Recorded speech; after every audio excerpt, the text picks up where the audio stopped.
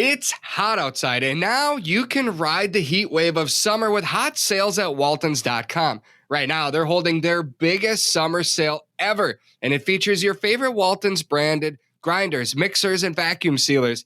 All non-stuffer equipment is running between 20 and 35% off, and the Waltons branded chamberless vacuum bags are up to 40% off. If you want to keep your food fresh with their chambered vac sealer right now, it's $275 off. Yeah, you heard that right. So get a jump on processing season now and save big time with Walton's summer sale. It's hot. To order, head over to waltons.com today. This episode of the Flush Podcast is brought to you by Waltons, Aluma Trailers, North Dakota Tourism, Federal Ammunition, Onyx Hunt, and by Nutrisource Pet Foods. Today I'm joined by my bird hunting buddy, Tyler Webster. Tyler is just days away from leaving on yet another dream bird hunt, which is just the start of yet another dream bird hunting season. We'll live vicariously through Tyler on this show, but really our goal is to help you start planning your own dream bird hunting adventures this fall. Plus, we'll get an update on the birds in North Dakota.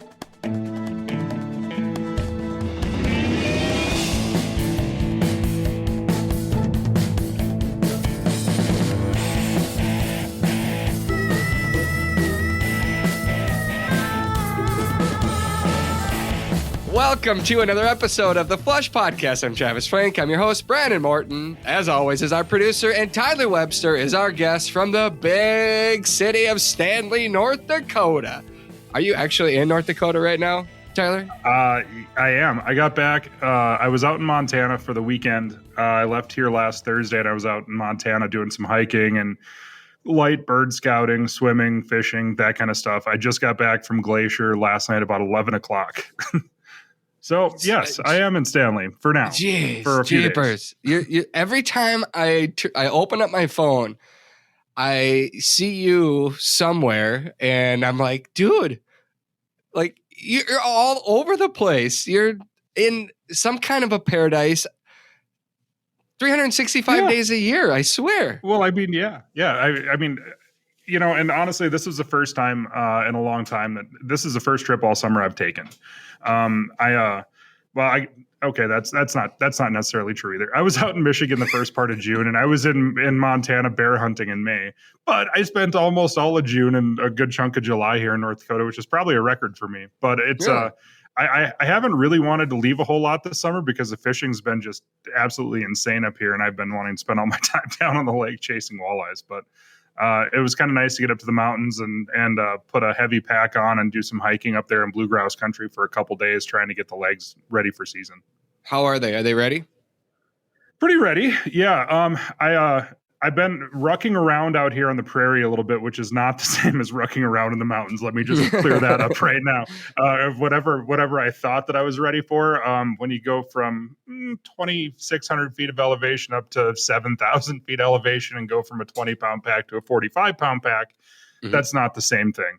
But after 20 miles of hiking in 4 days and a whole bunch of vertical up and down, I feel pretty darn good, actually. It was when I woke up yesterday morning, I was ready to go again, and that's usually a pretty good sign that I'm pretty much ready for season. Tyler Webster from the Birds, Booze, and Buds podcast. If you have not listened to it, you should. Tyler has been doing this longer than I have and is a wealth of bird hunting knowledge. Tyler, how many days did you hunt last season? Do you remember? Did you keep track? Yeah, I've been keeping track every year for the last 5 years, trying to one up the year before. And 2 years ago, I hunted 127 days, and last year I hunted 133 days. And so that's kind of what brings me on your podcast today to what we're going to be talking about. My next adventure is just kind of the latest iteration on how to make my season as long as possible. So I'm going to have no problem beating the 133 this year. I'm no doubt about that. Have you already done the math on what your numbers could look like? Well, I mean, just quick math off the top of my head. August, September, October, November, December, January is 6 months. I hunt almost every day, other than travel days and the random day off here. So if you take half the year, 365 divided by 2, that's, gonna put you right there in that 182 range. And I mean, it's going to be 150, 160, I'd say. Well, I hope you have no issues. I hope you do not get injured. Knock on Or wood. Yeah, because yes. that could just be, I think about that all the time. Seriously, I lose sleep over that. Do you It's really? yeah, it's like, man, if I'm out there hiking around with my pack on in Montana and I slip and fall in a hole and tear my Hmm. ACL, my season's done. Hmm. And it's we don't get a whole lot of these seasons. We only get so many trips around the sun, and I don't know what I would do with myself if I had to miss a whole season. It'd be maddening for me. Your podcast episodes would be unlistenable, probably. They'd be very dark. Yeah, I'm Yeah. sure that they'd be a little depressing. I'd probably just be on there. Like, I wouldn't want to talk to anybody else. I'd just sit there and yeah, it wouldn't be good. No, it wouldn't be good at all. Well, fortunately for me, you are part of my next dream season, Tyler. You and Yes. I have been talking Yes. behind the scenes. We stay connected almost year round, and we have like North Dakota obviously is your home and one of your favorite places to hunt. It's not my home, but it's one of my favorite places to hunt. And I'm always looking for any excuse I can to get up there. And we've come up with one. We won't necessarily get into it on this show, but it's a variety of hunting, that we're going to be doing this fall. I'm looking forward to that, but that's a long ways away for, where we stand right now. But I think it's a good time for us to really get into plans because, there's still time if you want to go somewhere like you're going in August to Alaska. We'll get into that adventure shortly, but just now we're starting to get some information coming out about different places around the country, drought, non-drought. Some areas are just looking phenomenal this year. But you are a male driver when you're not running all over the world chasing birds. And you're my employees are male drivers. I write checks. I know, but it's basically all I do anymore. But you have spent more than a couple of days in the last 2 months driving the route so that they can have a vacation during the summer so that you can take the next 6 months off and go chase birds. So there's a lot of information that comes out of those miles that you're putting on the gravel roads, and people like to know what you're seeing out there. Specifically, not just, I'm actually talking about myself here. I want to know what you're seeing out there on those gravel roads in North Dakota. I've heard that the conditions are good. Is that accurate? Yeah, the conditions are probably the best that we've seen since 2016. The one thing that's going to be kind of the wild card in all this. So I guess I could actually go over a few numbers. The North Dakota Game and Fish Department came out here about a month ago with spring crowing count for rooster pheasants. Mm-hmm. Overall, a lot like the northeast part of the state was down, the southeast part of the state was down, and the southwest part of the state was down in like the 15 to 25% range. And a lot of that was due to the fact that really bad winter storm, that bad blizzard that we had in April, caught that side of the state and the southern part of the state a little bit harder than it did up here in the northwest. The northwest part of the state was only down 4% from last year. So overall, the pheasants were down a bit, but what I think we're going to make up in big, healthy broods of birds, because the nesting cover looks fantastic and the bugs look, you look at the front of my pickup for a bug report. There's plenty of bugs out there in the landscape. Mm-hmm. So I think that we're going to see bigger brood size this year. The numbers that people are really going to want to look out for are going to be the roadside surveys, the brood surveys that the North Dakota Game and Fish conduct in August. And those numbers, they usually publish those end of August or the first part of September. And that'll be on the North Dakota Game and Fish website. And they do a really good job. They got different routes from all over the state. And the routes have been going on for 50 years or whatever it's been. And so there's a really nice data set there. And so the crowing counts, it's not really a super accurate, metric, if you will. Mm-hmm. Because it only counts rooster pheasants. It only counts the ones that are talking. It doesn't take in, whatever.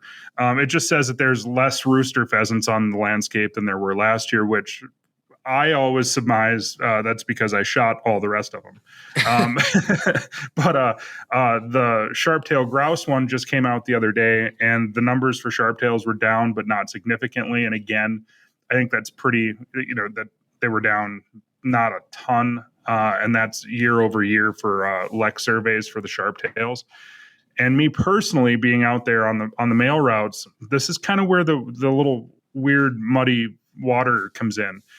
I haven't seen a brood yet, which isn't necessarily uncommon because the nesting cover is literally waist high everywhere. They haven't started cutting hay up here yet. There's no crops coming off yet.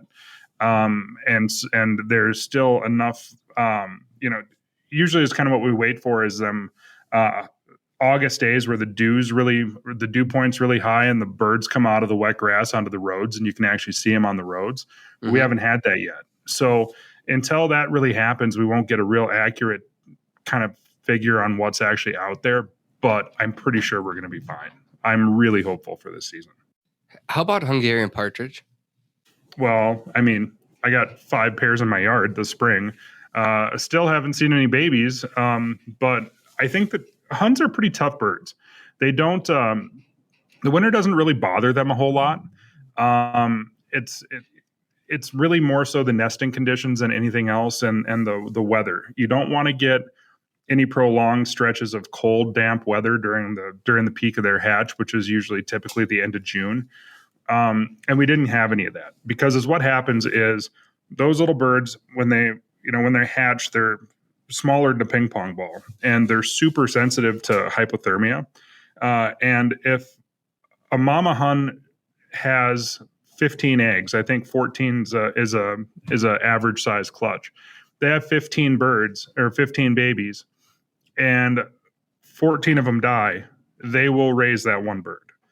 If they all die, they'll renest. But if they don't all die, that's going to be the brood size. So that's why you don't want to. That's what happens on those years where you end up seeing those small, like 5-6 bird coveys. Is you had some sort of a rain event, really cold weather. Chicks got hypothermic. That's all that could huddle up underneath mama's wings, and that's what you get for that covey this year. That particular year. I don't think we're going to see that this year.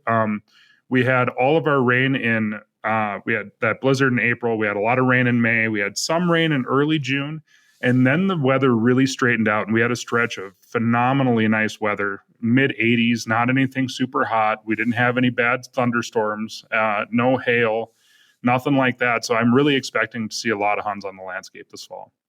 When we talk about these reports, and it's got to be, like you mentioned, the crowing counts, how accurate they can be. I mean, there's so many factors that can influence those numbers. Was it windy? You couldn't hear as well that day. I mean, there's, it's the same route year after year after year at the same time. And so, I mean, they take those numbers. As a hunter, though, Tyler, when you hear numbers like that, it's like, oh, okay, yeah, I know, down a little bit or whatever. But there's always pockets. There's always areas that fare better for different reasons. Obviously, if there's large tracts of great habitat that can help them survive a lot of the elements that can harm them. But it's never just a blanket statement. At least that's what I've learned. Yeah. Yeah, I mean, you kind of just what I try to look for when I'm trying to plan a trip to go someplace else other than here. I'm looking at where got the most rain, but where got the timeliest rain. Like it's not like quantity or quality isn't quantity or whatever the saying is. Like if you're out in Montana, the key time for most of these prairie birds is going to be from the end of April through the first 2 weeks of May.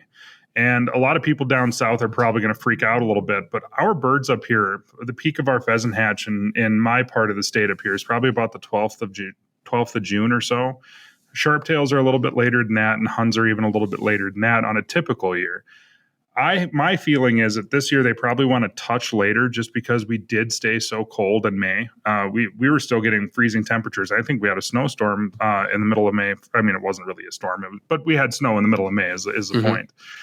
So I wouldn't be surprised if when the hunters actually do get out in the landscape this year, you're going to see that opening weekend of pheasant season. You're going to see some roosters that really don't look quite like roosters yet. They're probably going to have the red eyes and maybe like 3 colored feathers, and everybody's going to yell hen, and then you're going to stop and think and be like, no, that was a boy. But it's if you can kind of pay attention to the rain patterns and the time in which they get the rain patterns, because for prairie birds, the end of April, the first couple weeks of May, that gets that nesting cover growing in the prairie. If you don't get that time, everything will stunt. So everything, the crops may look fantastic, but the grass and the prairie will stunt a little bit. With huns and pheasants, it's kind of a mix of both. I mean, you need to get that nesting cover going, and you also need to get the crops going, because the birds up here definitely do like having some egg, and they use it for nesting cover as well as for food in the fall. But it's more so about the time that the farmers are planting.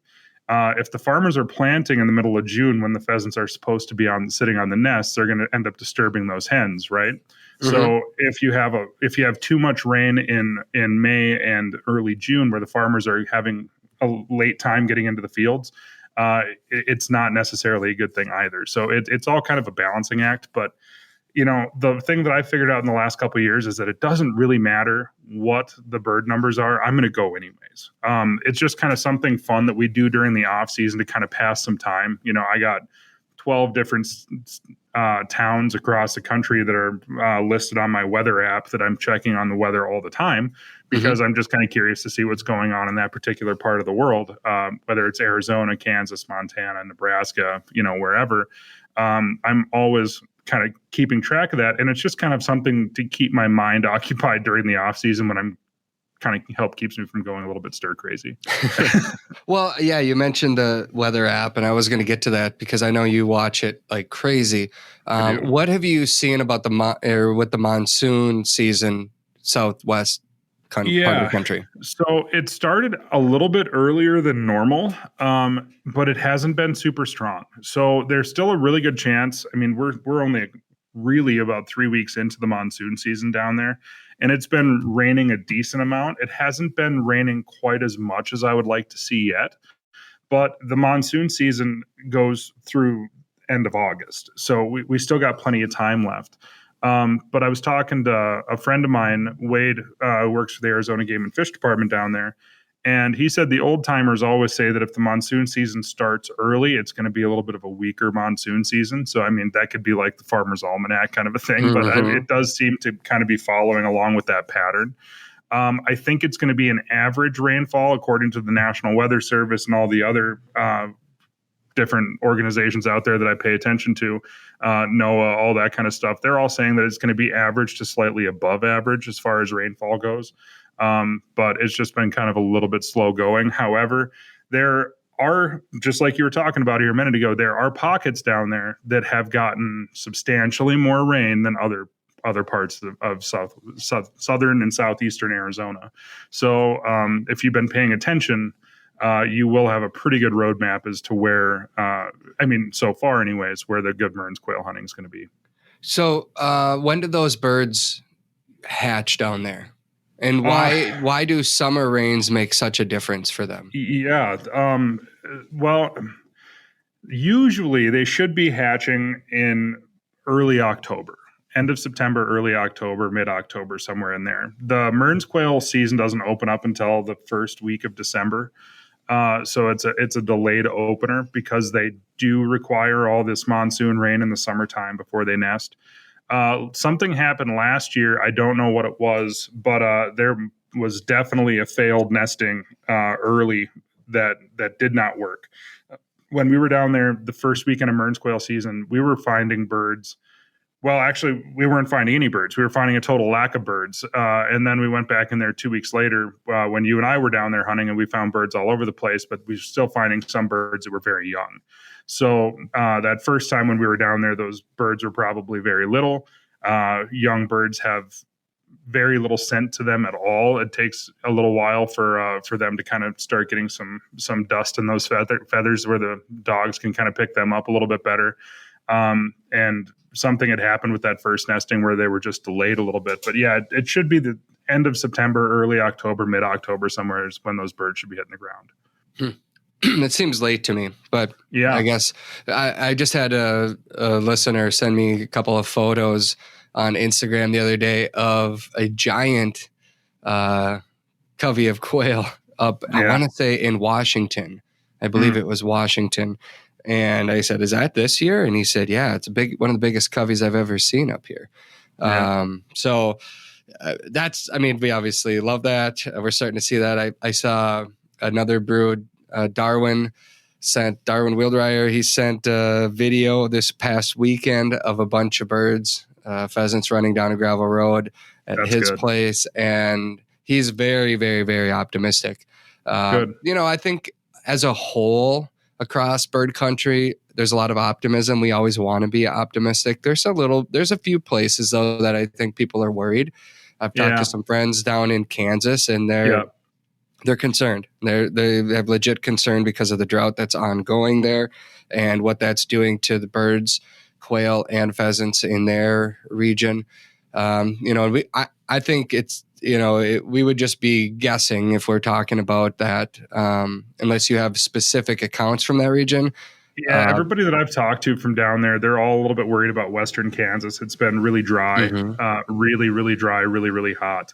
And at this point, we're in mid-July. I mean, if there hasn't been any rain yet, it's almost past hope a little bit, just because we're well past nesting season down there in that part of the world. So the only thing they can really hope for is to get some rain on the ground, whether it comes in the form of thunderstorms or whatever it is, to if there were some whatever birds, obviously there was going to be some production, but whatever birds are on the landscape to just kind of help them out. But yeah, it's going to be a rough year in Western Kansas, it looks like. However, it does look like some parts of Nebraska might be a little bit better than what we've seen in the last few years.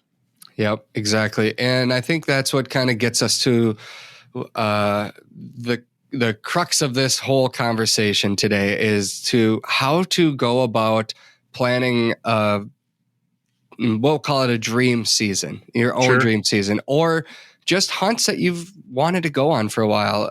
Tyler, you travel all over the country.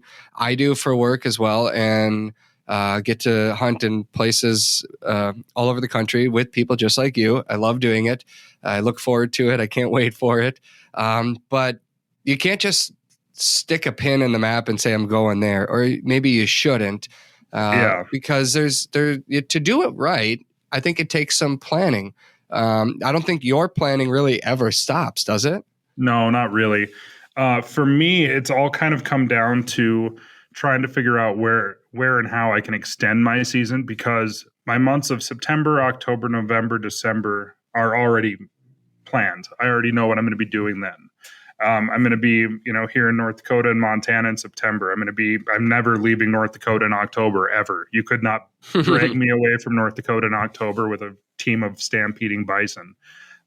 North Dakota. Just to jump in on that, I feel like, that's, if there's one place that I could be, I get torn a little bit because I really love rough grouse and I love walking through the forest, but North Dakota in mid-October, late October, I would argue that you couldn't find a better bird hunting place to be because of the variety. When we go out there, like the different upland bird species are one thing, but then waterfowl and ducks, geese, cranes, but then also the fishing. It is world-class fishing. So there's just simply not enough hours in the day. And that's what sucks. When I go there, I don't want to leave. Definitely. Yeah. I talk to a lot of my friends and I kind of joke, but I'm also very serious. If October was 90 days long, I wouldn't come out of it alive. I just wouldn't. I mean, there's from the time, since I was a kid, and we started trapping in the end of October as well. There's another thing that I really have a lot of passion for and that I like to do, but there's just not enough daytime. So, a typical October day for us is we're getting up 5:30, 6 o'clock in the morning. We're having some breakfast. We already got the trailers loaded up with decoys, whether it's sandhill crane silhouettes and A-frame blinds, or water decoys for ducks, or field decoys for ducks and honkers and whatever else is around, and layout blinds, whatever it is. We're loaded and we're ready to go. So we grab coffee, we hit the road, set up decoys for an hour, get the blinds brushed in, hunt ducks and geese in the field or on water until about 9:30. Walk up to the truck, swap out of our camouflage and waders or whatever the heck we're wearing, and put on our upland hunting clothes. Do that until we're either limited out or until the day's over. And then occasionally after that, just in case we wanted to really go crazy, we'll bring fishing poles with, and we'll go and fish offshore on one of the mini bridges up on Lake Darling or down at the Tail Race or whatever, and fish for either walleyes or ling or whatever the case may be. We've had lots of days where we're up in the morning at 6 o'clock and we don't go to bed until 1 o'clock the next day. And we've been doing stuff, outdoor related activities, that entire time. It's it's madness. It's excellent. I love it. It's madness and wonderfulness and everything all at the exact same time. Yeah, it is. Oh gosh, you got me excited just thinking about it. Yeah. It's hard though, because it's going to be almost 100 degrees here today. We had that yesterday. We had all kinds of nasty storms up here yesterday. It was when you drive underneath the storm, I was on my way back from Montana, it'd be 62, 63 degrees and occasional small hail. And then as soon as you got out the other side of the cloud, it was 95, 96. And I was like, oh, these are going to be gnarly storms all day. And then just kind of to continue on with the way my season kind of works out, from the madness that is October into November, I got a deer license up here this year, but that's also my favorite month to hunt pheasants. Personally, if I was going to come to North Dakota to hunt pheasants and focus on pheasants, it'd be October, and preferably late October when you get a little bit of snow on the ground. But this year I'll be hunting some deer, and then I think I'm going to try to zip over to Minnesota and go do some rough grouse hunting with our buddy Nick Larson. I'm back here for the last week of November for pheasant camp. And then about the 4th or 5th of December, I'm heading down to Arizona, usually with a stop in South Dakota, a stop in Kansas along the way, and doing some hunting down there. But I'm down in Arizona all of December and most of January, if not all of January, chasing Mearns quail, scale quail, and gambles.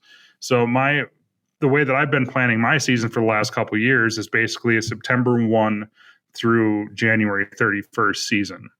So when we started trying to figure out how to make our season a little bit longer this year, we had to start trying to figure out seasons that were open after the end of January or before September 1st. So the one that really kind of piqued my attention and that we've been talking about now for a couple of years is hunting ptarmigan up in Alaska, because ptarmigan opens up in early to mid-August. And so it's just a way for us to make our season even longer than it already has been, and chase a bird that I've never chased before in a place that I've never been to before. The flush. So fast, it hardly seems real. So vivid, the moment freezes in time before erupting in a blur of spurs and feathers. It's why we changed the way upland loads are built with Prairie Storm. Exclusive flight control FlexWad technology and a mix of copper-plated lead and flight stopper pellets combine to create dense, deadly shot strings through any choke. Longer shots, more power, fewer missed birds. Only from Federal. I love my dog, and like you, I always want to make sure that she has what she needs to stay healthy year-round and perform at her best in the field. That's why I feed Daisy Nutrisource high-performance dog food. Nutrisource dog food comes with their Good for Life system that includes 4 key ingredients that work together to support gut health, heart health, and the overall well-being of our dogs. I have complete confidence that my dog has all of the nutrition to excel in the field and make it through a rigorous hunting season. I've seen it firsthand, and she loves her food. Take it from me and my dog Daisy. Nutrisource high-performance dog food can help your dog reach their full potential. Find the food that's right for your dog at NutrisourcePetFoods.com. Everything about the views in Alaska's ptarmigan country are just stunning. It is a place that's been on my bucket list. There's a couple places on my list that the top 2 that I've wanted to go to are Alaska and Hawaii. Opposite ends of the spectrum, but beautiful in their own ways. Hunting in the tundra up in Alaska, hunting on volcanoes in Hawaii. I'm with you, man. I think that there's, just like you're trying to get as much out of each season as you can, but I think that's you look at the bigger picture of life. Why wouldn't you want to maximize it and get the most out of life? Anything that you can do, if you can do it. You're doing it, I would say, on, like an extreme level. Yeah. A lot of people would fly up there, Right. hire an outfitter, but you're going up, and you are hunting with some locals up there, Evan and Eric, that, they go hunt public lands and they drive to places and they hike and, but you're driving all the way up there with your dogs. So explain kind of what your plan is on this journey. Well, so that the planning of this thing has started. We kind of set it in stone a year ago. We said, okay, we're going. It was end of last August. We were up in Northwest Montana, and I was talking about it with a couple of my traveling buddies that you got to meet last year down in Arizona, Terry and Bruce. Mm-hmm. Bruce has got the full sister to your dog, little Roxy, and then your dog Daisy. Spoiler alert, you're going to meet Bruce and Terry on the Flush episode coming up in a few weeks. I can't wait to see that one. I'm hoping that you send me an advanced copy so that way we can do a screening at the Stanley Theater like we have in the past, because that's kind of fun.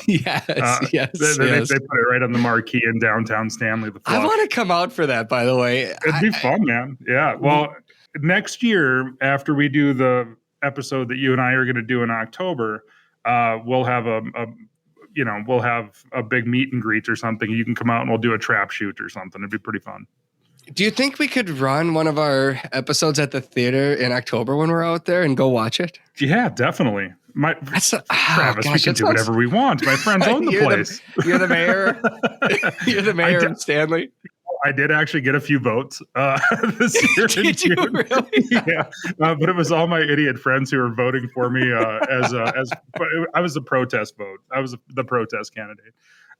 Everything in town would be Hungarian partridge, sharp-tailed grouse, or pheasant related. I would put a moratorium on mowing your grass in your yard right away, because we need to improve that habitat in town. That's my stump speech right there. My goodness! So we've been planning this for over a year, and I'll tell you that it's been way different than any other trip that I've ever planned. Obviously, going from North Dakota to Alaska is an epic thing in and of itself, but the logistics and the planning that it takes to put something like this together has been way more than what I would have ever expected. So why is that? What do you mean by that? Well, it's a 49-hour drive each way. We're driving. We're in a pickup pulling a trailer. So now we got to try to figure out a gear list. What kind of trailer are you pulling? Is it a dog box? No, actually, we're pulling an Illuma trailer. Thank you very much. Good for you. Good man. Yeah. See how we just tied all that in there? There you go. But we got to have dog kennels in there. We got to have a little bit of a redundant gear list, because we want to make sure that we're not up there with a shotgun that breaks, or a pair of boots that go out on you, or anything else, because it looks like it's only a few inches from Anchorage to Fairbanks on a map, but it's a 9-hour drive, and there's nothing in between. So, I mean, you have to make sure that you have basically 2 of everything, but you also don't want to overpack because space is limited, right? Yeah. Then comes the problems of actually crossing an international border with guns and dogs, which is a thing. I don't know if you know this or not, but they're not quite as it's not quite like crossing into Montana from North Dakota. It's a little different. It is. So, you got to make sure you got all your forms in order. You got to make sure you got to bring ammo, enough ammo, but not over the limit. You got to have your vaccine records for your dogs. Going to and from Canada this year, you have to have the vaccine records for yourself. Yeah. You have to be double vaccinated, and I think that goes until at least September 30th, and then if they'll see if they're going to extend it or not. So you got to make sure you got all that. You got to have all this stuff in order just to get into the first leg of the trip. Then you have a 3-day drive across all of Alberta and British Columbia, which I am probably as excited about just seeing that country as I am about actually getting up to Alaska and hunting. The first leg of the trip, we're stopping in Banff on the Alberta British Columbia border. We got a campsite there, and then just kind of on up into the great wild Northwest. But we've been trying to plan trips. There was a road that washed out on the Alaskan Canada highway because no kidding, a beaver dam washed out. And this must have been one heck of a beaver because it knocked out an entire road, like one of the only roads to get up there. Thankfully, they have a detour set up already. But I mean, so we've been dealing with that. Then the United States imposed a ban on importing wild game birds across the international border. For worries of the bird flu pandemic and all that kind of stuff. Mm-hmm. So we've been trying to figure out how we can do that because we're technically coming from America to America, but we have to drive through another country in between. So we've been dealing with, it's been way crazier than any other trip that I've ever planned. I mean, it's going to end up being, we're going to put 10,000 miles on the pickup and it's going to be just madness. Do you think there's a way, there are some stations that, you know, like I've from Minnesota to get to the there's a little chunk of land on the northwest angle on Lake of the Woods, and you have to drive if you want to get there by vehicle. You drive through a small station, and they call in. There's it looks like a fish house in the woods, and it's basically, it's right on the border. So you call in and say, I'm entering back into America, into Minnesota. And then they say, okay, when are you coming back out? So they have you kind of written down as to when they anticipate you coming back out.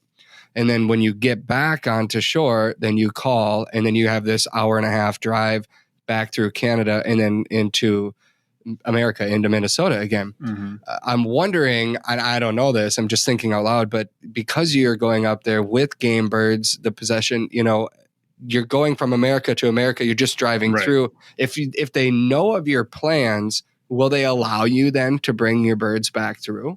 Well, here's where the problem lies with that, is that I'm guessing, and I have read every word of that thing, and it doesn't say anything about bringing birds from Alaska to America or to the U.S., to the lower 48.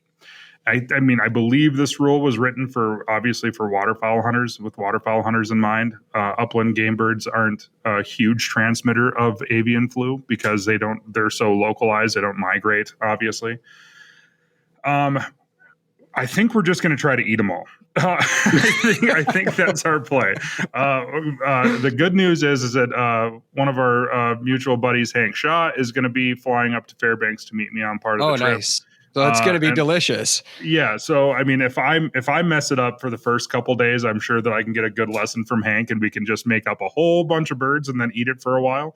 Mm-hmm. Otherwise, we're going to try to, eat as much of it as we can while we're there, obviously. And then if we need to, I know for sure that it should, actually, I don't know for sure. I'm guessing it should be legal to freeze birds, like vacuum seal them and freeze them, and then put them in food containers and ship them down to the U.S. So if we have to do that, I mean, you can do it with fish. I can't imagine that you can't do it with birds, right? So I would think if we have to do that, I mean, that's a workaround that we'll have to come up with if it push comes to shove. But I'm hoping it's a problem. To be fair, like I'm hoping that we have so many birds that we can't eat them all, and then we have to try to figure out how to get them back home. Sorry, go ahead. I just a story popped into my head, but finish yours. Go ahead. When I first started coming out to North Dakota with my high school buddies, we would hunt ducks in the morning and then pheasants in the afternoon. And if you had a good shoot, you could have, I believe it's 2 days of a possession limit. And then you were out of space. And if you wanted to keep hunting, you had to keep eating. Mm-hmm. So we came up with the craziest ways to eat as many ducks as you could possibly stuff in your stomach every single day. And I'm just envisioning you guys like, okay, how many ptarmigan per person before we can go hunting again? I mean, it's, and the real problem is that you could shoot like 15 of them a day or something like that. So the limits are high. Yeah. And I don't necessarily plan on shooting limits when I'm up there because we're going to be a long ways off the road. And I don't necessarily want to carry 15 ptarmigan out of the backcountry. Right? Yeah. I mean, like you're talking about some serious weight then, you're talking a couple pounds a piece and and plus water and guns and shells and everything else, all of a sudden you're on a bird hunt with a 40-pound pack, hiking out 5-6 miles. So if I shoot 3 or 4 a day, I'd be very happy. But the one thing that is always a crowd pleaser that you can definitely do with ptarmigan, just like you can do with anything else, is fajitas. And you can eat up a lot of birds with fajitas. I'm telling you, a little bit of McCormick's, and Hank, if he listens to this, he's absolutely going to kill me. But a little bit of McCormick's fajita sauce, the seasoning packets, and put them suckers in a pan and it's so good. Just fry it over and open. You can eat them right there in the field. Yeah. And you don't have that weight. Care if you have. Yeah, you don't even necessarily have to have tortillas. I mean, you could just eat that stuff just plain. It's excellent. But I'm sure that we're probably going to come up with some more creative ways other than that. But I think we'll be able to get most of them down the hatch. How many days are you going to hunt up in Alaska? Well, we're leaving here from North Dakota on August 5th. We have to be in Anchorage on the 10th to pick up Bruce's wife. This is how he sold it to her, which is brilliant. By the way, all you married men take notes. He said, "Hey, honey, I want to take a month-long hunting trip." And she said, "Wait, what?"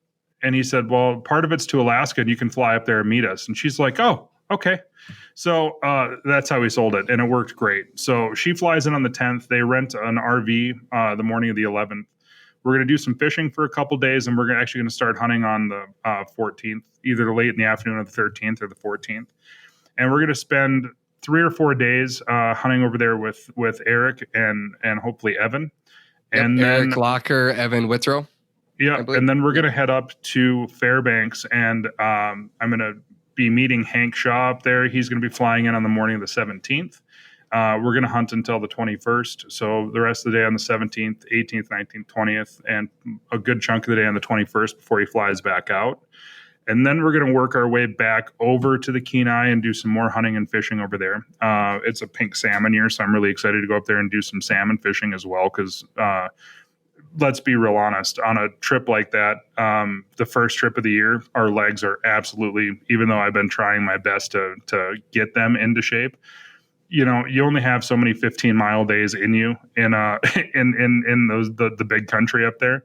And me and the dogs are going to be a little bit tired, so it's going to be kind of nice to have some other distractions like chasing salmon down in the rivers.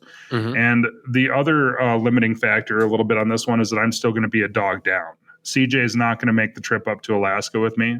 She's doing very well. She's had her cast off now for about 3 weeks or so. She still has a little slight limp, but she's been running around the yard a little bit, and she's starting to build her strength back up, but she's not going to be ready to make a trip like that. And I certainly don't want to get her up there and then just have her ride in the kennel for, weeks and not really be able to get out and stretch her legs like I want her to. So she's going to stay here in North Dakota. So I'm going to have a 9-year-old Rusty who will turn 9 on the trip. I'm going to have Bo, the Wonder Dog, and then Bruce is going to have Roxy, the Fur Missile Junior. And so we're going to have just 3 dogs plus what Evan and Eric have. So we're going to have to kind of take a built-in day off here and there also, just because dogs are going to be worn out. A thought just popped into my mind. Oh, what's that? Daisy. Yeah. Daisy. I like Daisy. She could ride with. Oh my goodness. She's curled up over here right on their little bed right now. Oh my goodness. We'll talk. We'll continue this. I was going to say, I wonder how fast I can undo all that dog training you and George Lyle did, because I'm pretty sure I could unravel that little dog in about 3 minutes. Well, the thing is that so wild birds and just the numbers that you put over them can really be so helpful to any young dog. And, I want to get her on as many wild birds as I possibly can, just the repetition over and over and over and over again. Okay. I don't necessarily know that Alaska is going to be a good place for dog training, just because there's so much of that visual stimulus up there. Yeah. The big wide open spaces where the dogs can see the birds flying away forever. And also I don't know how many of the videos you've watched that Eric and those guys have posted online, but a lot of times those dogs can see those birds sitting on the ground. And then you get the added stimulus of them trying to get up and walk away before they fly. I don't think it's going to be necessarily the best place to work on steadiness. All right, we'll move on. What are you most excited? What are you most looking forward to in the hunt for ptarmigan itself? Because like you said, the birds are kind of, like they have a reputation for being dumb, but you still have to find them. Yeah. For me, it's not even necessarily so much about the bird. It's about the place. I've never been to Alaska at all. And so doing it this way, kind of chasing this upland season and making it more and more epic every year and getting to do this trip in that place with my friends and my dogs, like that was a big thing for me. I mean, obviously it would have been a lot cheaper for us to fly up there, but I don't want to fly my dogs and I don't want to hunt over somebody else's dogs. So the birds are going to be a little bit secondary to me. It's just going to be trying to take it all in, being in the grandeur of one of the last great places in the world. And just trying to stop every couple of minutes and look around and be like, yeah, man, I'm actually I'm here, I'm doing this.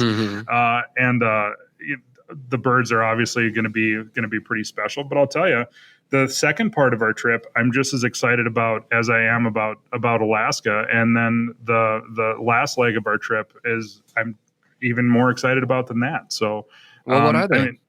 It's going to stop holding back. Where are you going? I'm gonna. So, all right. So the first leg of the trip is going to be a couple weeks in Alaska. We're leaving here on the 5th and we're leaving up there to head back down to the States on the 26th. So we're going to be up there for about 21 days, including drive time. So we're actually only going to be in Alaska for 11 or 12 days. Then from there, we're road tripping down the West Coast to Oregon, where I'm going to meet up with Buddy, who you've had on your podcast as well, Mr. Nate Akey. Oh, yeah. And we're going to go hunting for mountain quail, which is on my list as well. I've never got to hunt them. I've never seen one. I plan on quote unquote Audubonning the first one I ever see, where I'm just going to whack it and then I'm going to go up there and try to admire how pretty it is. There's no video. Like, I mean, I've tried to look up hunting videos on mountain quail and they basically don't exist. So, I'm very much looking forward to that. Plus, again, Nate's a buddy of mine. It's always nice to get a chance to stop and hunt with him. And then I think he's actually we've talked about it. He's been on my podcast in the last month or so. He's going to follow us back across Montana, where we have this tradition now for the last 3 years of doing the Montana Grouse Slam. So we do the spruce grouse, blue grouse, rough grouse, sage grouse, and sharptails. And so that's going to be the final leg of our trip, kind of hunting our way back from the West Coast. And then we're going to end here at my place the day before season starts for sharptails and hunts here for North Dakota residents. Which is when? It's September 11th? I think it's the 10th. 10th, yeah, it's always the second Saturday in September. So we're going to be back here about 9:00 at night the night before, just in time to get the trailer unloaded, get a good night's sleep, and then get up and get after the sharptails and huns here in my backyard in the morning. So it's going to be, the whole trip itself is going to be a little bit over a month long, but we're going to be hunting in 3 different states and passing through another sovereign nation. So. It's amazing to me that you have the ability to do this. I think that's the biggest thing. Anybody listening right now would say, I would give almost anything to be able to just take a month and a half off from life, from work, from whatever it is that's going on, and just saying, I'm going to, first of all, have the funds to do it, right, to be able to go do it. Obviously.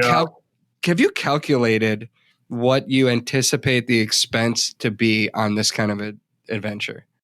No, I don't even want to think about it at all. I'm just gonna hope that my credit card keeps on saying accepted, and then deal with the consequences afterwards.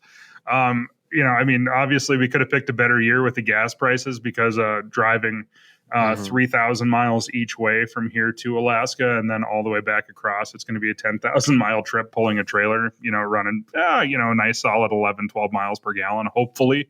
And Bruce's EcoBoost, I'm hoping that we make 11 or 12. I mean, it's going to be very expensive, but I'll tell you, my point of view really kind of got changed here a few years ago when the first time you and I met. You came up here to North Dakota and we were filming a TV show with my friend Craig.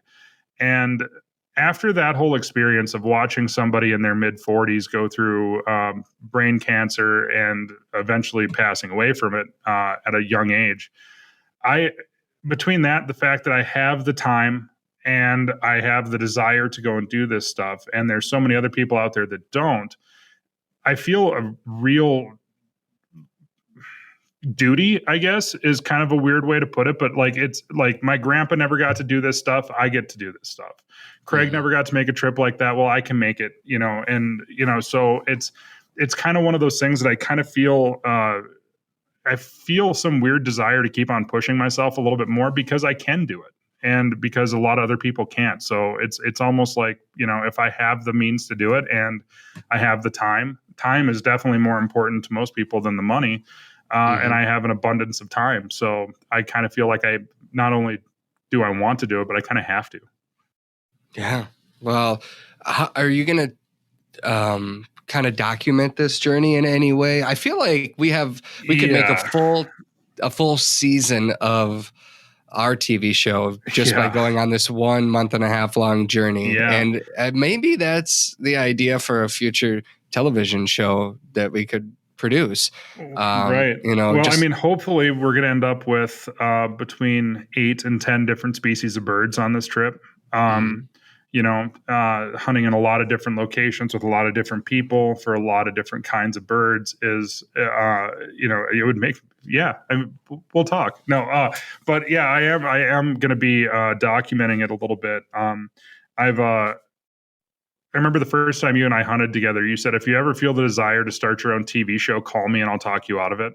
And then I made this, I made the mistake of actually getting pulled that way a little bit. And I called you and sadly you did not talk me out of it.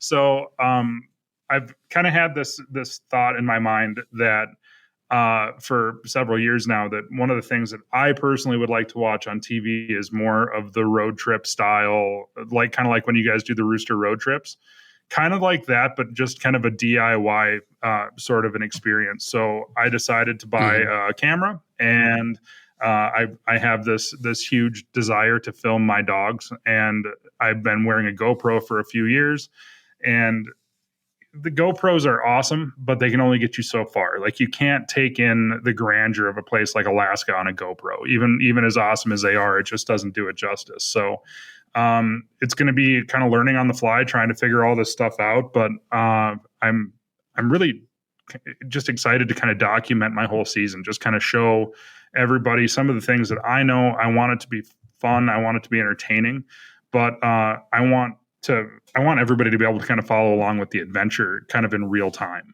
because it's going to be one of those crazy seasons where it's going to be Alaska, Oregon, Montana, North Dakota, Minnesota, maybe probably South Dakota, Nebraska, probably Michigan, and then down to Arizona for quail season.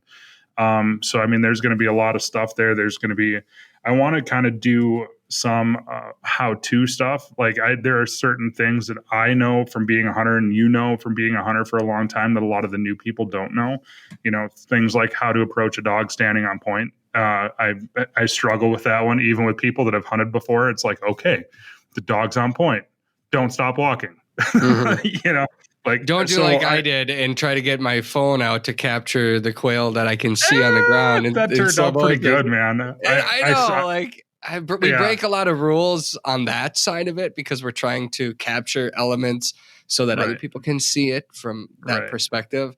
But yeah, I hear you there. But and on top of that, I mean, we had I don't know if that's going to end up making the show or not. I hope it does. But we had such an epic day that day anyways. It didn't really matter if we filmed that covey or not. It really didn't. I mean, it was like, that was just kind of gravy on top at that point. And I'm excited to see how that one turns out. And I'm, pretty glad that you didn't get bit by a rattlesnake.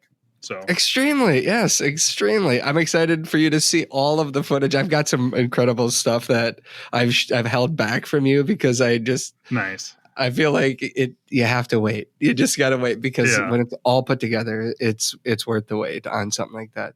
Yeah, sure. Is like documenting it, there's kind of like a couple different thoughts that I've had on what to show and how to show it because, it's really hard to accurately explain how you're going about hunting a piece of property without showing that piece of property. Right. And then when you show that property, if you have success, now everyone's like, I know exactly where to go. And that can be a little bit dangerous too. Hot spotting is a term that gets used a lot. People can rip us apart for showing too much. But then there's so many people that are like, would you show more of the how to? I want to learn. I want to come alongside you. But it's not like fishing in that you can really dissect a reef on a lake and explain how you're going to attack it. But then there's I don't know. I mean, I struggle. I don't know. How do you feel about what you can show? And because you can't just say, this is how I would go do it and show, a piece of property 1,000 miles away and have that be real useful information. If you're showing it, you're showing it. And that's everything. Yeah. So I have weird problems with the hot spotting thing. So, I mean, obviously I don't like showing, I won't show exact areas. But depending on, like, up in Alaska, I'm not going to necessarily probably do any of that because I'm not going to be hunting my spots. I honestly don't have any problem with hot spotting my spots because, whatever film I do on pieces of land that I hunt on, some of it's posted and I have access to it because I've cultivated a lot of relationships over the years. So I have no problem showing us something on a spot like that. Or if it's in my own backyard, there's so much of it that, I mean, one of my best sharptail spots, I haven't hunted it in 5 years because it's a little bit of a drive and I don't really need to go there because I have 20 other ones between here and there that are all really good also. So there's so much of it here. I don't have any problem with showing an Onyx thing and kind of showing what I'm doing on a piece of property that is a spot that I found. But I definitely won't do that on somebody else's spots.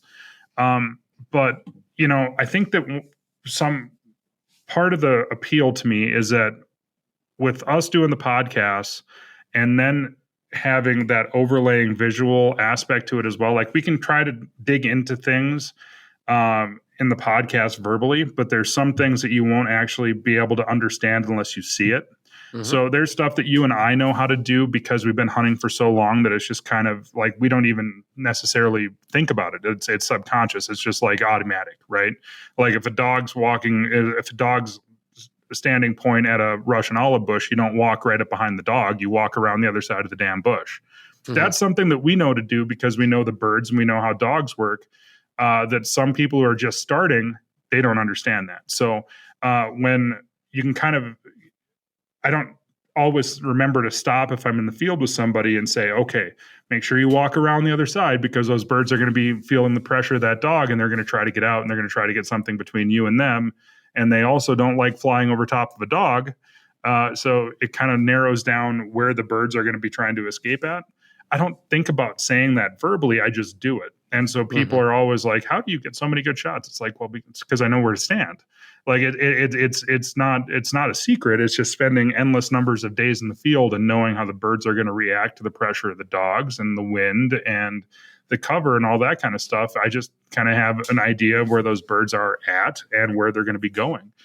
And so we can kind of describe that verbally on the podcast and then show people in video form it actually being put into practice in the field. I think that there's going to be a lot of benefit to people just getting to see and hear what we're doing. Yeah, definitely. Hunting season is just around the corner, and that means it's time to start planning. If you're looking for a great bird hunting destination this fall, then I strongly recommend that you consider one of my favorite places to hunt. That's North Dakota. North Dakota is a bird hunter's paradise. You can hunt both waterfowl and upland birds all in the same day, and North Dakota has approximately 700,000 acres of private land open to public walk-in hunting. This year, North Dakota has a population estimate of 3.4 million breeding ducks, which is 38% above the long-term average, and their prairie pothole region is smack dab in the middle of the Central Flyway. Their spring water index also came way up, over 600% from last year's drought. Habitat on the landscape looks great, and I'm hearing reports of a strong hatch from their upland birds. With a little scouting, you just might find yourself in a field surrounded by wild flushing pheasants, sharp-tailed grouse, and Hungarian partridge.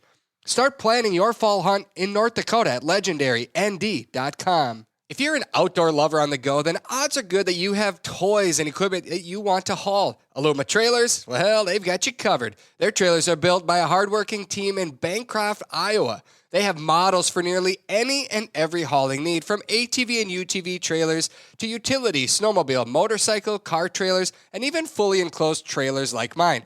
Trust me when I say that Aluma trailers tow like a dream. Their trailers are constructed out of lightweight, strong, corrosion-resistant aluminum, and they are 100% maintenance-free.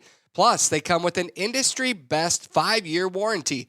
Visit alumaklm.com to find a trailer that fits your needs. The onX Hunt app is one of the most valuable hunting tools that I take into the field every day. I use it on every hunt. Seriously, every hunt. Their app tells me everything I need to know about the lands that I want to hunt and the lands that we can all legally hunt on. The app also shows your location on planet Earth and clearly lays out the land boundaries. It tells you information about the type of property you're on, like state land or federal lands or walk-in access properties. It's ideal for scouting before the hunt and during a hunt to help put together patterns. The app also has helpful features that show you the kind of crops that are in fields, which obviously is a big deal for us upland bird hunters. And there's a timber cut layer to help you find the right forest habitat for rough grouse. If you hunt in North Dakota, there's even a layer that lets you know if a property has been posted electronically. These are just a few of the many tools onX apps give you, and these maps can even be used in areas without cell coverage. From the palm of your hand, onX maps always help you to know where you stand. I think the hard thing to really relay, whether video or podcast, is what's going through your mind when you're trying to figure out where you're going to go, and then when you get there, where you're going to hunt. Yeah. When I show up, I'm looking at it and I'm saying, well, that's where I need to go, because Right. I'm looking at, the rolling terrain or the thick cover or whatever it might be, or crops nearby. Like you can drive around a giant piece and be like, we got to start here. Like it just in my mind, that's what I tell myself. And then you play the wind, obviously, and how you want to approach that. But like the state of Montana, the state of Alaska, I mean, they're massive, massive places. You need to get within, you need to pick your region. When you're making these road trips, just to kind of like get people thinking for their own journeys, how do you pick where you want to go? So for me, it's always been based on this list of all the upland game bird species in the country, right? So I do eventually want to check off the entire list, minus the Himalayan thunder chicken, whatever. Himalayan thing. snowcock? You're not going to get one? Come on. Unless they're going to let me shoot it with a 17 HMR off of a rest. No, I have no desire to do that. You can't really hunt them with dogs. So therefore I'm out. If my dogs can't point it safely and I can't shoot it with a shotgun, even turkeys out of the air. You're a lethal hunter, Tyler, and you shoot turkeys without your dogs there. So I know you have it in you that I'll be curious when you come back from Alaska after climbing mountains and you realize that you did it, you accomplished it. I'll be curious if you still feel the same way, because I still have that snowcock on my list too, to say, I haven't done it yet. I obviously climbed 14,000 feet after ptarmigan in Colorado. I feel like whatever distance I need to go in addition to that, or whatever terrain, it's like, I think I can do it. I know I can do it. I just have to make that happen. So it's on my list. Anyway, keep going. So the only birds that I have left that I have not gotten are the ptarmigan species, valley quail, chukar, and mountain quail. So this year, the plan is to get the ptarmigan, the mountain quail, and maybe there's going to be a little wiggle room for chukar at the end of the season in February if I'm still alive by then. We'll see. And then that'll just leave the valley quail. the thing that's going to make it a little bit harder this year is that I'm going to try to do all of them with 410. So it's going to be a little bit harder even still. Then I kind of have a feeling that if I do get to try to hunt chucker with anything, I'm probably not going to try to do that with 410 right away. I'm probably going to want to get some on the ground because even though I like the challenge, I also want to put some on the ground and be successful. 410s are a little tricky. But so that's where I start though, is my list. So once you look at what you have left on the list and you look at the states that host the birds that you're trying to get, then so that's kind of the where the plan kind of starts to take form. Then from there, I start paying attention to the things that a guy needs to pay attention to, whether it's rainfall or if they've had a hard winter or whatever it might be. Then I start making some phone calls to the game and fish biologists of said state, trying to figure out what I'm looking for as far as habitat, just trying to get some general information from the biologist, whether like if it's sharptails or sage grouse or whatever. I'm trying to get a little bit of an idea in my brain of what the bubble in which they want to live in is going to look like. Then I'm probably going to spend a little bit of time sleuthing around on social media, trying to find pictures of those birds and then trying to talk to the people who took those pictures. That's kind of the nice thing about social media. I know a lot of people really, talking about hot spotting and stuff like that, say that social media is going to be the downfall of hunting. I do not believe that at all.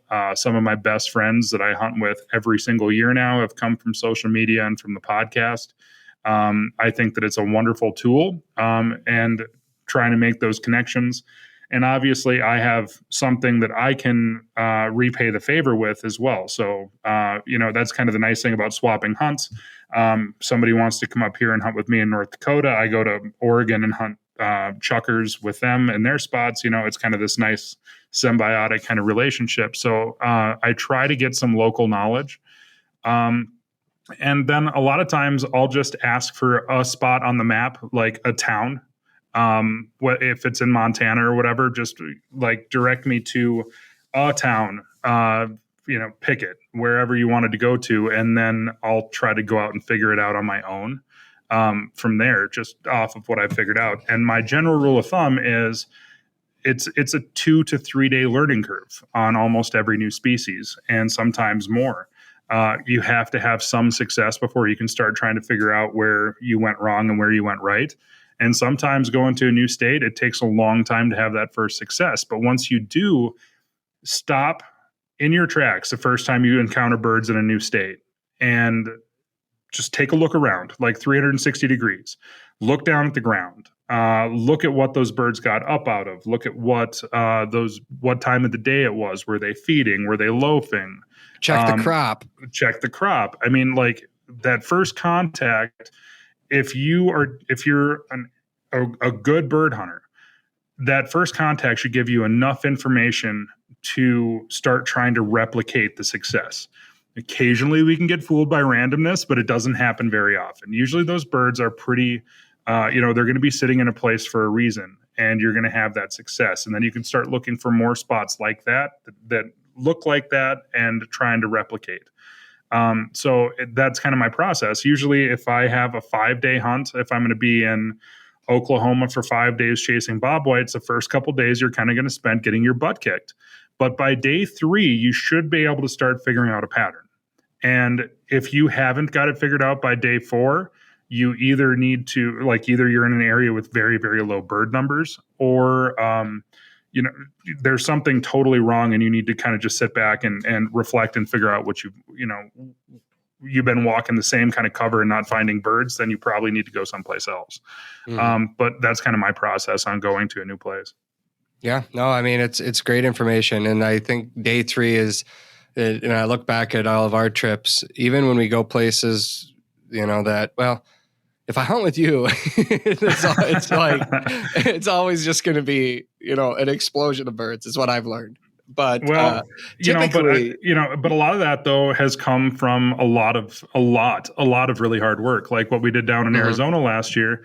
The first year we were down there, we hunted for 5 days and we found a covey of Mearns quail and a covey of Gamble's quail in 5 days. We were hunting in a a year where bird numbers were down. We spent a lot of time up in the mountains walking in precisely the wrong kind of cover and somehow ended up stumbling onto one poor covey of Mearns quail. And so that first trip, we got very little information, but the information we got was enough for a place to start. So it was like year 3 before we really got it dialed in down there. And I mean, because it's so far away, you go down there for a week the first time and a week the second time. The second time you do better than the first. The third time, it's kind of like, I had it pretty well dialed by the time you got down there last year, even though I was pretty nervous. I almost told you not to come. Oh, come on. It was fantastic. It always is fantastic. Even if we wouldn't have gotten into half the birds that we saw, it would have been worth it. And that's why I tell people, even if the reports come out from your state, your area, your favorite hunting location, wherever that might be around the country, if the reports aren't as good as you want them to be, don't stay home. No. It's never gonna dictate whether I go or not. It's just something. It's a welcome distraction during a time of the year where bird hunters need a welcome distraction. I mean, I love fishing and I love doing other things as well, but my world and life revolves around bird hunting. And they could come out and say that there's one pheasant left in North Dakota. Well, I'm going to go and try to find that one pheasant. That's not.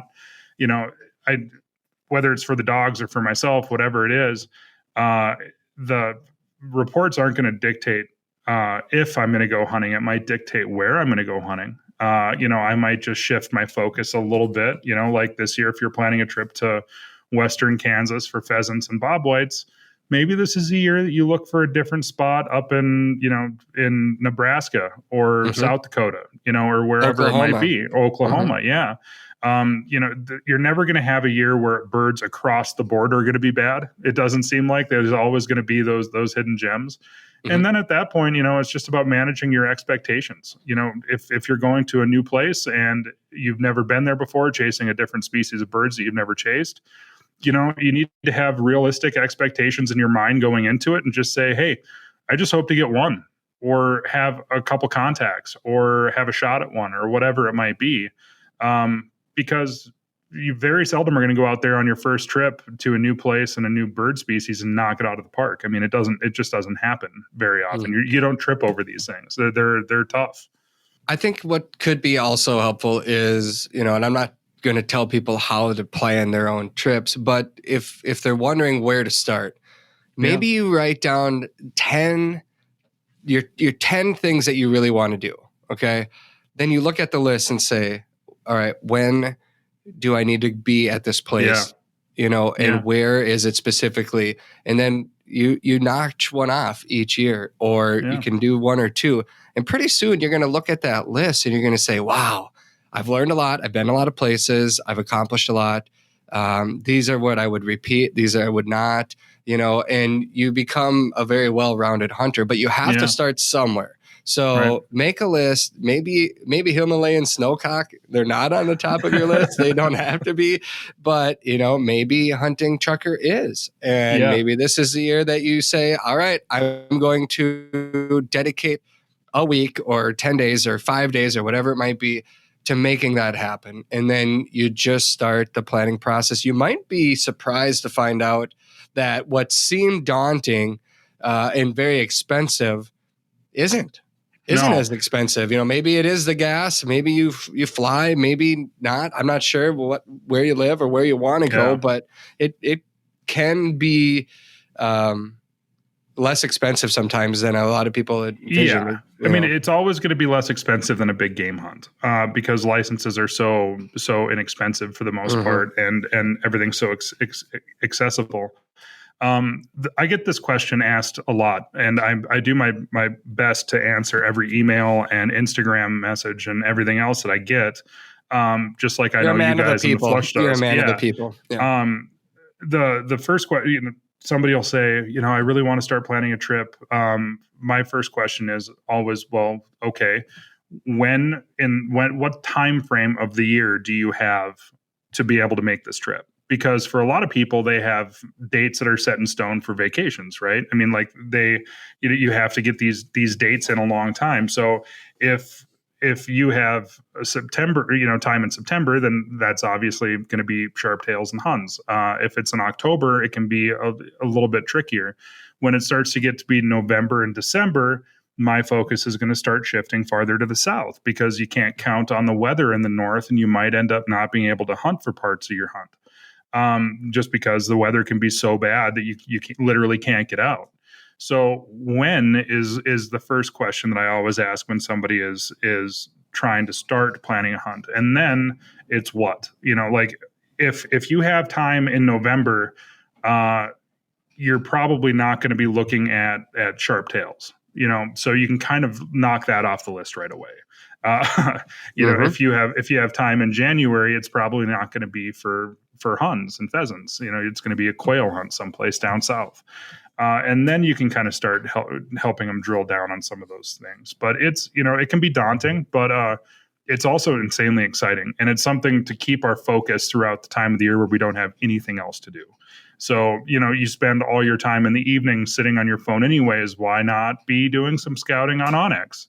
You have a trip planned to North Dakota or Montana or whatever it might be.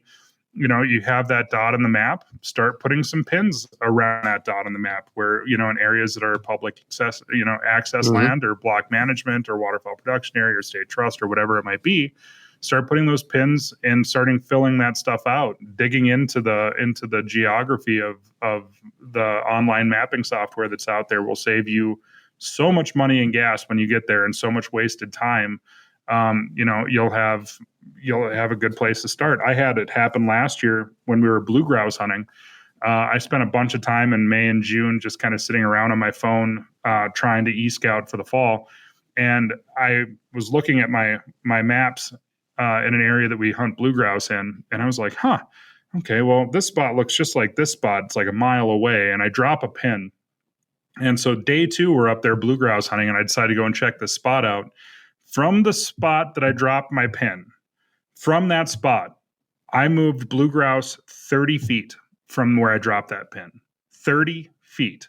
Like, we were walking up to where that pin was at, and I saw my dog start tracking, getting a little bit birdie, and then locked up on point. I think my dog was basically standing on my pin on Onyx. That's amazing. Sure, because once you kind of start digging into the how and why birds are in a certain area, you can be pretty darn effective at e-scouting these things. And, I just kind of got lucky. And then, of course, the next one I went to, I was really expecting to do well at and didn't see a damn bird, and I hunted it for 3 hours. So, but, it's just kind of one of those things. But, it does give you something to do during the off season and gives you something to pay attention to. Well, and it keeps it fun too when you don't succeed. Absolutely. I think, when you do and when you don't, that's part of the hunt, and it should be expected. I think let's wrap it up here by saying the last thing that I would add to this is try to find a like-minded hunter that you can take this trip with. Now, there's nothing worse than planning your dream hunt and bringing somebody along that doesn't give a crap about it, doesn't appreciate it, doesn't want to be there as badly as you, doesn't want to invest the time to hike that extra 1,000 feet to the top of the mountain instead of the side, that constantly holds you back, that constantly complains, and just it takes the fun out of a trip. You don't want that. If you're planning your hunts, you want to find somebody that you can go with. And I'm not saying that you want to ditch your friends and go find new ones. I guess I think you want to talk through expectations with somebody that you're planning beforehand so that you don't get there and realize that this person is not really interested in it, doesn't want to go through the hard work to get where you need to go. But when you do have somebody, like I love hunting with you, Tyler. I know you and I can hunt. We don't even have to say what we need to say, and we both are thinking it. When I hunt with George Lyle or Ben Bredigan, we're all the same way. Like, I could go anywhere hunting grouse in the mountains, quail, whatever, and I have with all of you, and we just look at each other, and it's like, yep, we know the exact same thing, and we're going. And we get her done. We make it happen. And it's fun to hunt with people like that. That's why I hope I can always hunt with you. And when people say, well, George is on the show again.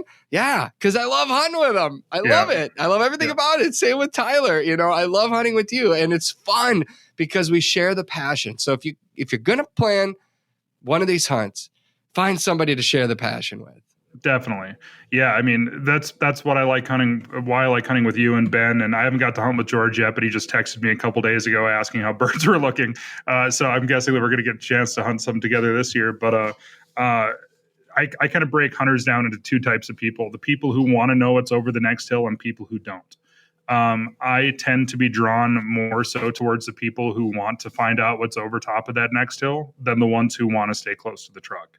And it'd be really boring for them if I want to go out and do a 3-hour long hunt someplace out here in the West, and they only want to do a 30-minute hunt, then they got to sit back at the truck. And likewise for me, it'd be very frustrating for me to have to feel the need to cut my hunt shorter than what I would like to, because they don't want to go as far as I do. And there's nothing wrong with either type. Everybody gets into this game for different reasons. I personally want to see what's over top of that next hill, and then usually it's another hill, and then usually there's 5 or 6 after that, and it's getting close to dark, and you're trying to figure out how the heck you're going to get back to the truck without a headlamp, because we don't plan as bird hunters. It really is a big key. I mean, if you want to start a lot of fights with friends, if some of your friends want to go on a hunt, but they're not quite as hardcore hunter as you, if you take a week-long trip, you're going to start sniping at each other by the end of it, because one guy's going to be upset or had his expectations too high, and the other one's going to be putting in all the work and getting all the success. So it really is a good point. Yeah, that's why above all, when you're planning a hunt with somebody, talk through expectations. Through expectations. I can't say it enough. Talk through expectations beforehand, so you're on the same page. And I'll close it by saying that that's why Daisy and I are a perfect fit, because she wants to see what's over the next hill, the next mountain, just as badly as I do. And that's why I love hunting with you, Tyler. Yeah, for sure. Well, where can people follow your epic hunting journey this fall? Yeah, so it's going to be, I'm going to be posting some videos. I'm going to be wearing GoPros as well as filming in 4K. So I'll have some clips off the GoPros that'll go up on Instagram like I do every season. But I'm going to my goal is to try to put out one 20 to 25 minute episode on YouTube every week throughout the entire hunting season. No matter where I'm at or what I'm doing, it's just going to be kind of following along with, as Travis calls it, this kind of sort of half-assed DIY dream season.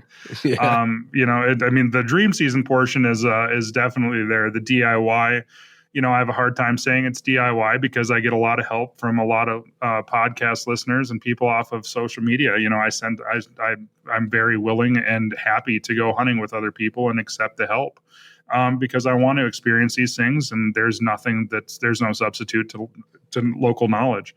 But it's going to be on the YouTube channel for now. I don't know if I'm going to name it something else yet. I've been really wrestling with that one for a while, but you can follow along with all the videos on the Birds, Booze, and Buds YouTube channel and then on Instagram. Gotcha. Well, you've got one subscriber and one follower for sure, because I'm going to be watching. I can't wait to see how it plays out. It's going to be wild. It's going to be wild. I mean, if nothing else, my whole philosophy behind it is at least I'm going to always have videos of my dogs. So I want my dogs to be the star of the show. Like I told you last year down in Arizona, I'm very happy being a guest star, but not necessarily super comfortable when the camera lens is trained on me. So we'll see how this whole thing works out, but it's going to be fun. It's going to be enjoyable, entertaining, and probably a little educational. My dog is looking at me like she needs to go outside, so we're going to wrap. Mine too. Yeah, Tyler, appreciate your time. Our episodes are airing right now on the Outdoor Channel, the television episodes, that is, and eventually Tyler is going to be starring in one in a few weeks coming up. Every week from now through December, you can watch a new episode of the Flush television show. We travel across North America. Once again, we're doing that. We're planning again this year. I'm excited for Tyler's journey up in Alaska because I just booked flights to head up there as well. And I'll be getting into that, what I learn up there in the coming weeks and months, as well as everywhere else that we head and are going to hunt the rest of this season around the country. We'll try to keep you informed about what we know so you can plan your dream hunts too. Until then, I'm Travis Frank, and thanks to Brandon Morton, as always, for bringing us these podcasts, and we hope you enjoy them. We'll be back next week with another episode of the Flush Podcast.